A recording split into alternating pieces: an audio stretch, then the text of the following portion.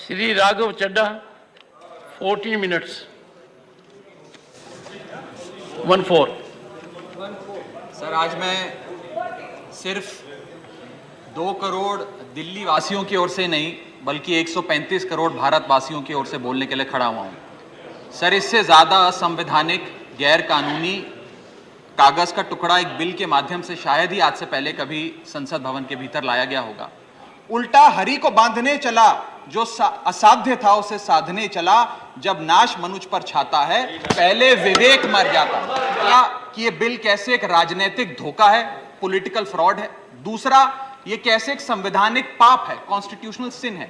और तीसरा कि ये एडमिनिस्ट्रेटिव लॉकजैम यानी कि प्रशासनिक गतिरोध दिल्ली में कैसे पैदा कर देता है। सर, पहला राजनीतिक धोखा, ये कहानी है सर 1977 से लेकर 2015 की। लगभग 40 साल का लंबा संघर्ष भारतीय जनता पार्टी ने दिल्ली में पूर्ण राज्य का दर्जा स्थापित करने के लिए किया। 1977 में जब 3rd मेट्रोपॉलिटन काउंसिल दिल्ली में था, उसमें जनता पार्टी की सरकार थी। उन्होंने मता पास कर कहा कि दिल्ली को पूर्ण राज्य का दर्जा बनाएंगे। लगातार पूर्ण राज्य की दर्जे की मांग करते करते करते करते ये 1989 का लोकसभा का मैनिफेस्टो मैं बीजेपी का लाया हूं। 1989 के मैनिफेस्टो में पेज नंबर 361 पे पॉइंट नंबर 10 पे ये कहते हैं, grant statehood to UT of Delhi. यानी कि 1989 से लेकर लगातार ये लोग दिल्ली को पूर्ण राज्य का दर्जा दिलाने की मांग करते रहे। यहां तक कि जब 1991 में कांग्रेस की सरकार ने दिल्ली में विधानसभा का गठन किया, उससे भी ना पर्याप्त मानते हुए लाल कृष्ण आडवाणी जी, मदन लाल खुराना जी सबने बयान दर्ज कराए कि यह भी दिल्ली के साथ न्याय नहीं है, दिल्ली को पूर्ण राज्य का दर्जा मिलना चाहिए और हम इसके लिए आंदोलन चलाएंगे। और लगातार इन लोगों ने संघर्ष किया, आंदोलन किया।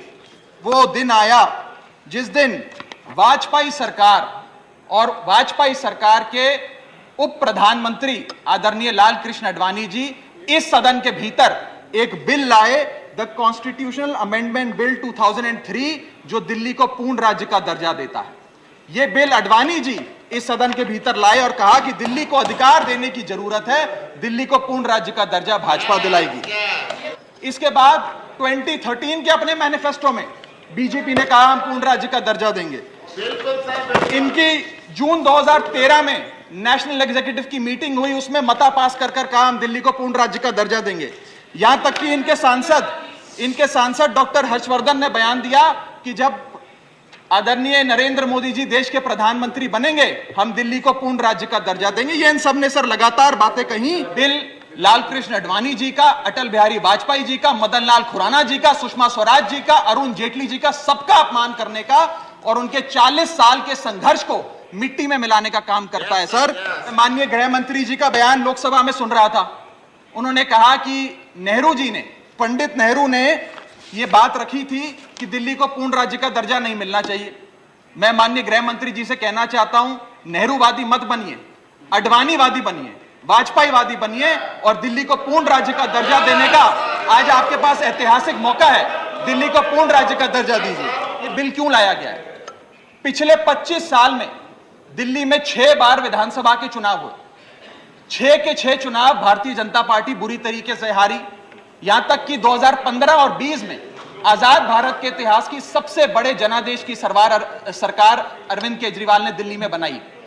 क्योंकि ये पिछले 25 साल चुनाव नहीं जीत पाए और अरविंद केजरीवाल और आम आदमी पार्टी के आने के बाद ये जानते हैं कि अगले 25 साल भी ये लोग चुनाव नहीं जीत पाएंगे, तो सरकार को नष्ट करने का काम कर रहे हैं। कहा कि ऑर्डिनेंसेस सिर्फ आपातकालीन और विषम परिस्थितियों में लाए जाएंगे। ऐसी कौन सी आपातकालीन और विषम परिस्थितियां आ गई कि आपको सुप्रीम कोर्ट के फैसले को 8 दिन के भीतर बदलना पड़ गया? कोर्ट का अपमान है। सुप्रीम कोर्ट के फैसले को 8 दिन के भीतर 5 जजों के संवैधानिक पीठ के सर्वसम्मति के फैसले को बदल के आज भारतीय जनता पार्टी ने एक मैसेज दिया है कि हम सुप्रीम कोर्ट को भी चैलेंज करते हैं, सुप्रीम कोर्ट के फैसले को भी नहीं मांगते, आपको जो ऑर्डर जारी करना है करो, हम चंद दिनों के अंदर ऑर्डिनेंस लाकर उस फैसले को बदल देंगे। उसके बाद सर इन लोगों ने तो कमाल ही कर दिया। आज बिना संवैधानिक संशोधन लाए संविधान को बदल दिया, मात्र एक एक्ट ऑफ पार्लियामेंट से, जो आज तक शायद भारत के इतिहास में कभी नहीं हुआ। सर इसके बाद यह बिल पार्लियामेंट्री अंडरमाइन करता है प्रिंसिपल्स ऑफ कलेक्टिव रिस्पॉन्सिबिलिटी को। भारत का संविधान कहता है सर कि परमानेंट एग्जीक्यूटिव और पॉलिटिकल एग्जीक्यूटिव मिलके लेजिस्लेचर के प्रति जवाबदेही होंगे। ये प्रिंसिपल ऑफ कलेक्टिव रिस्पॉन्सिबिलिटी है। इसमें से परमानेंट एग्जीक्यूटिव यानी कि अफसरशाही को छीनकर ये पूरी तरीके से कलेक्टिव रिस्पॉन्सिबिलिटी का प्रिंसिपल जिस पे सरकारें चलती हैं इस देश में, उसे ध्वस्त करता है। और आखिरी बिंदु संवैधानिक अपराध का, ये ट्रिपल चेन ऑफ अथॉरिटी को तार तार करता है sir. Triple chain of accountability ये होती है कि अफसरशाही की जवाबदेही मंत्री को, मंत्री की जवाबदेही लेजिस्लेचर को, और लेजिस्लेचर की जवाबदेही जनता को। इसमें से अगर आप अफसरशाही हटा देते हो तो फिर जवाबदेही की जो ये ट्रिपल चेन ऑफ अकाउंटेबिलिटी है ध्वस्त हो जाती है। तो ये काम करके संवैधानिक अपराध एक प्रकार से सरकार ने किया है। सर मेरा आखिरी भाग, ये कैसे एक एडमिनिस्ट्रेटिव हाराकिरी, एक एडमिनिस्ट्रेटिव गतिरोध पैदा करता है। ये कहता है सिर्फ उपराज्यपाल ही ट्रांसफर पोस्टिंग करेंगे एक समिति के माध्यम से, यानी कि अफसर अब मुख्यमंत्री की नहीं सुनेगा, मंत्रियों की नहीं सुनेगा। अगर अब दिल्ली में किसी के घर में बिजली नहीं आ रही, पानी नहीं आ रहा, किसी के बच्चे का स्कूल में दाखिला नहीं हो रहा, तो वो उपराज्यपाल के पास जाएगा, अपने मंत्री मुख्यमंत्री के पास नहीं जाएगा। क्या लोग जानते हैं उपराज्यपाल कहां रहता है? उपराज्यपाल कौन सी विधानसभा से चुनाव लड़ा, उपराज्यपाल ने कौन सा चुनाव जीता? लेकिन सारी शक्तियां एक चुनी हुई सरकार से निकालकर उपराज्यपाल को देता है। यह आगे कहता है सर ये बिल कि हम एलजी को सोल डिस्क्रिशन देते हैं, स्वयं के विवेक से फैसले लेने की तमाम शक्तियां। आज तक उपराज्यपाल और गवर्नर काउंसिल ऑफ मिनिस्टर्स की एड एंड एडवाइस से बाध्य थे, लेकिन यह बिल उपराज्यपाल को सुपरसीडिंग पावर देता है। आगे सर यह बिल जितने भी ब्यूरोक्रेट्स हैं उन्हें एक जुडिशियल अथॉरिटी बना देता है। यह कहता है अफसरशाही तय करेगी कि मंत्री का फैसला सही है कि मंत्री का फैसला गलत है, और अगर अफसर को मंत्री का कोई फैसला पसंद नहीं आया तो अफसर मंत्री का फैसला लागू करने से मना कर सकते हैं। और सर यह बिल अथॉरिटी, कमीशंस और कॉरपोरेशंस बनाने की, तमाम गठन करने की, नियुक्ति करने की शक्तियां सारी की सारी केंद्र सरकार को दे देता है, यानी कि सरकार की चाबी एक प्रकार से केंद्र सरकार को हाथ में पकड़ा देता है। सर माननीय गृह मंत्री जी ने कहा था कि आम आदमी पार्टी एक सुपारी सी जितनी पार्टी है, एक सुपारी जितनी छोटी सी पार्टी है। सर ये वो सुपारी जितनी पार्टी है जो आजाद भारत के इतिहास का फास्टेस्ट ग्रोइंग पॉलिटिकल स्टार्टअप कहलाती है। ये वो सुपारी जितनी पार्टी है जिसने 3 बार भाजपा को दिल्ली में हराया और 2 बार 2015 और 20 में आजाद भारत के इतिहास की सबसे बड़ी जनादेश की सरकार बनाई। ये वो सुपारी जितनी पार्टी है जिसने पंजाब में भाजपा को लगभग शून्य पर लाकर खड़ा कर दिया। ये वो सुपारी जितनी पार्टी है जो 10 साल में राष्ट्रीय पार्टी बनी। ये वो सुपारी जितनी पार्टी है जिसके 161 विधायक और 11 सांसद है। और ये वो सुपारी जितनी पार्टी है जिसका काम देखने के लिए first lady of United states of America और यूनाइटेड जनरल के पूर्व प्रमुख बान की मून आते हैं।